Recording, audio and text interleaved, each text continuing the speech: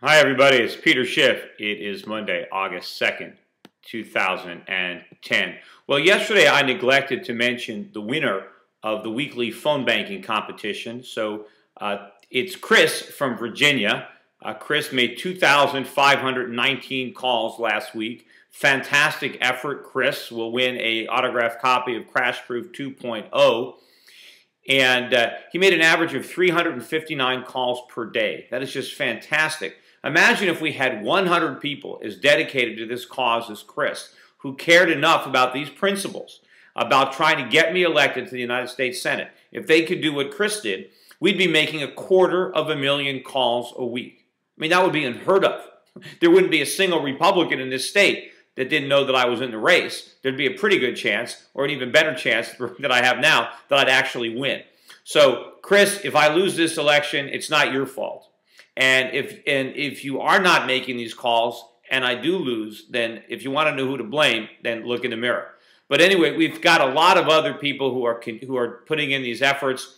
Sunday, we had 5,895 calls made by 85 callers, a total of 70 calls per person. The winner was Nick in Pittsburgh, who was one before. Nick made 914 calls. He's a machine. I don't think anyone's made 1,000 calls on the day yet. I'm wondering if that's going to get done. Nick is certainly close. Second place with Leah in New Hampshire, made 557 calls. Way to go, Leah. Both of you will get autographed copies of How an Economy Grows and Why It Crashes. Now, again, I'm disappointed that on a Sunday we only had 85 people calling. I would have hoped that we would have had more. Look, we've really got to pick up the pace in the final week or so of this campaign. I announced yesterday the 2 grand prize winners. Whoever makes the most calls from the first day we started this new phone banking about 3.5 weeks ago up until Sunday will come to Connecticut, or if you're already in Connecticut, you'll come to the campaign, spend the day with me campaigning on the bus, come to the party with me as a special guest on the evening waiting for the results. Also, whoever makes the most number of calls from Sunday to Sunday, starting yesterday to Sunday, will also be a grand prize winner. That way, everybody is on an equal footing. I want to announce one more way to win a grand prize, just to encourage everybody to participate, even those that know they don't have time to win. Every single person from Monday today until Sunday who makes at least 50 calls per day, 50 calls every day, will get an autographed Schiff Happens t-shirt, especially commemorating their participation in the phone banking. Also, whoever makes, all the people who make at least 50 calls per day, their names will be entered into a lottery, and I will draw a 3rd grand prize winner, and that person will also be brought to Connecticut or to the campaign headquarters and spend the day with me. So there's 3 ways to win the grand prize. Make the most calls since day 1, make the most calls of the final 8 days, Sunday to Sunday, or win the lottery of people who've made at least 50 calls per day from now until the end of Sunday.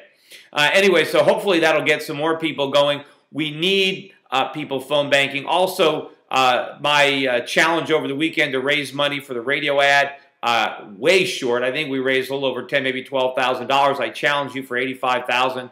Hopefully we can get some more money in today for the radio spot. We might even have that spot ready by today and put it up on the site. But we really need to get more money to get my name out there, particularly in light of the media. The newspapers have been making their endorsements, and so far 4 newspapers have come out and endorsed candidates. 3 Simmons and 1 McMahon. Not a single newspaper has endorsed me. And if you want to see an example of the liberal bias in Connecticut newspapers, take a look at the Norwich paper, which came out and endorsed Rob Simmons. I'm going to put a link to the article that endorsed him on this video blog, as well as a link to all the video interviews that they held with the candidates, including about an hour-and-a-half discussion they had with me. It's a great discussion. You can take a look at it. But if you read their article, basically the reason they want to recommend or endorse Rob Simmons so enthusiastically is because he has devoted his life to public service. Whereas Lynn McMahon and myself, we have squandered our lives. We have wasted our lives in pursuit of self-interest and private profit.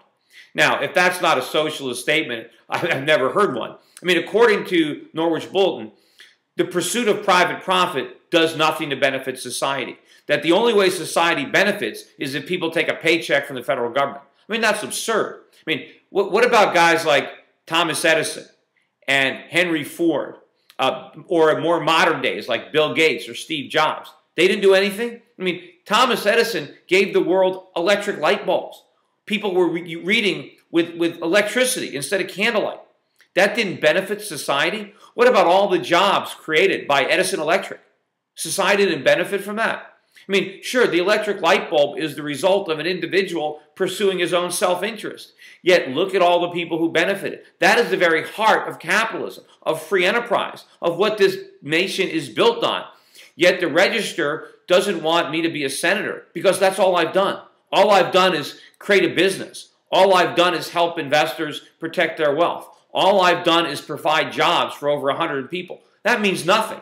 The only thing that means something in the eyes of the Register is somebody that collects a government paycheck. That's nonsense. In fact, they think that because Rob Simmons has spent his entire life collecting government paychecks, because he's never run a business, because he's never employed anybody, because he's never invented anything, because he's never produced a product or provided an innovative service, because he's done none of that, that makes him uniquely qualified to be a United States senator.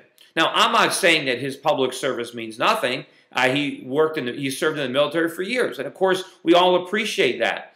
But if you compare the public service to government employees versus, the people who have innovated, and I'm not even putting myself in that category, but the people who have come up with real innovative inventions that have benefited everybody, that have made everybody's life easier and better. And compare that to people who work for government, yet the Register or the Bulletin just simply dismisses that as having no value. I mean, that's the tunnel vision they have. But anyway, look at my interview. Now, of course, it's an hour and a half, so don't watch that if it means you're not going to do the phone banking. Watch it after the primary election is over. Or maybe when you're doing the phone banking, have this on in the background. Listen to it between live people. Because, a lot of the time when you're making these phone calls, you're just getting answering machines. You're waiting for the beep, and you're pushing a button to drop the message. So while you're doing that, you can be listening to my interview with the Norwich Bulletin at the same time. Maybe if you get a chance, you can listen to Rob Simmons. But that interview is what they base their endorsement. And, of course, all the newspapers, the Hartford Courant, The Day, everybody is dismissing me as being some kind of a kook. They're saying that my ideas are radical. They're outside the mainstream. Well, when believing in individual liberty, in free market capitalism, in the Constitution, these are radical ideas. Well, I suppose if you're a socialist, if you're a Marxist, then yeah, it is radical. And you know what? When this country was first founded, the founding fathers were a bunch of radicals. The idea that we could be self-governed, that the people came before the state, that the government got its powers by the consent of the people. That was a radical concept, right? So I'm as radical as the founding fathers. Anyway, if you want to support me, if you want to get these radical free market individual liberty concepts into the Senate, we have to overcome the powers that be, the media bias. You got to help me spread my message. Donate to this campaign at shiftforsenate.com and donate your time.